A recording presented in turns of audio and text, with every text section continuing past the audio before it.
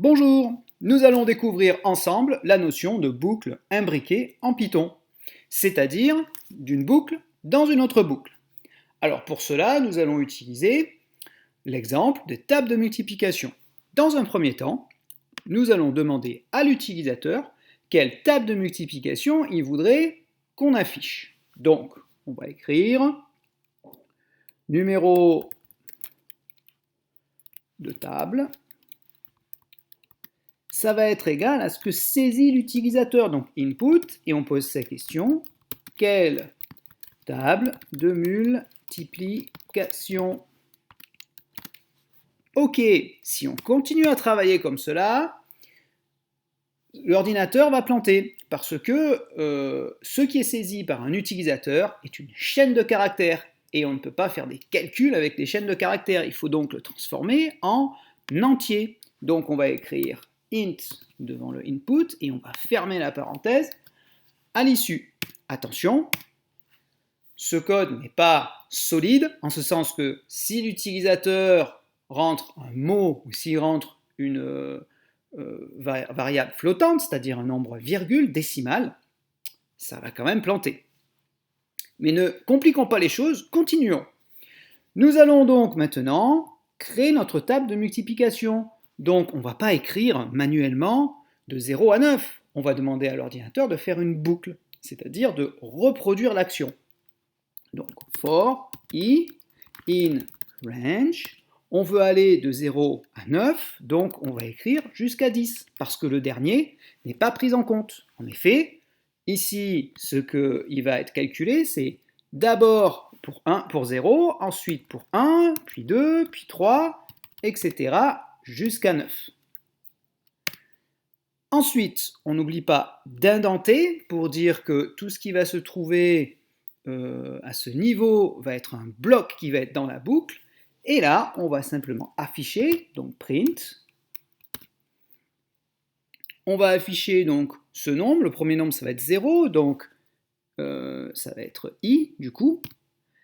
I, ça va être 0, ensuite au deuxième tour ça va être 1, au troisième tour ça va être 2, etc. etc. Donc i, ensuite fois quoi? Il faut le numéro de la table, donc numéro table, ce qui a été rentré par l'utilisateur, et ça c'est égal à... Maintenant il faut faire le calcul, donc le calcul c'est simple, c'est i, étoile pour multiplier, numéro de table. Alors, exécutons pour voir si cela fonctionne. On démarre le script. Quelle table de multiplication? Vous voyez ici, l'ordinateur console me pose cette question. Mettons que je veuille la table de multiplication de 4. J'appuie sur Entrée et ça fonctionne. Ok, alors maintenant ce que je veux faire, c'est englober ceci dans une autre boucle, c'est-à-dire je ne veux pas uniquement la table de 4, mais je veux la table de 1, 2, 3, 4 et 5. Alors, du coup, je n'ai plus besoin de demander à l'utilisateur le numéro de la table, et en revanche, je vais devoir réitérer mon action, donc je vais avoir une autre boucle. Donc, je vais écrire for j, cette fois, attention, je ne prends pas le même indice, sinon Python ne va pas comprendre.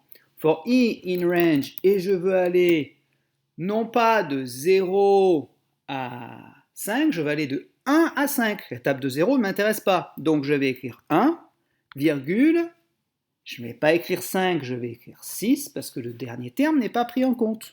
Donc à chaque itération, ça va commencer par 1, puis 2, puis 3, puis 4, puis 5. For j in range, donc de 1 à 5, eh bien, qu'est-ce que je vais faire? Je vais afficher ma table de multiplication.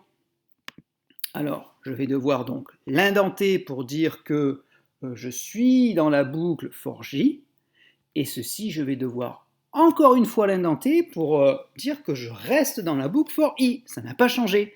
Mais qu'est-ce qui va changer ici? Eh bien, le nombre de tables, le numéro de la table, ça ne va pas être la table de 4. Ça va être d'abord la table de 1, puis la table de 2, puis la table de 3, etc. Donc, en fait, c'est la table de j. Donc, à la place de numéro de table, je vais écrire J, et ici, J. Alors, si j'exécute mon code tel quel, tout va s'afficher à la suite les uns des autres. Donc, ce qu'on va faire pour éviter cela, on va juste sauter à la ligne. Donc ici, non pas à l'intérieur de ce bloc, mais à l'extérieur, on va afficher print rien du tout. Ça veut dire que lorsque j vaut 1 par exemple, toute la table de 1 va s'afficher et ensuite on va sauter à la ligne, puis on va revenir au début pour passer à la table de 2. Alors voyons voir si cela fonctionne. J'exécute mon code. Et donc si je reviens en arrière, je me rends compte que effectivement, les différentes tables de multiplication ont été appliquées. 0 fois 1, 1 fois 1, etc., etc. Puis on passe à la table de 2, 0 fois 2, 1 fois 2, etc. On passe à la table de 3, 0 fois 3 jusqu'à 9 fois 3, la table de 4 et la table de 5. Donc voilà ce qu'est une boucle imbriquée.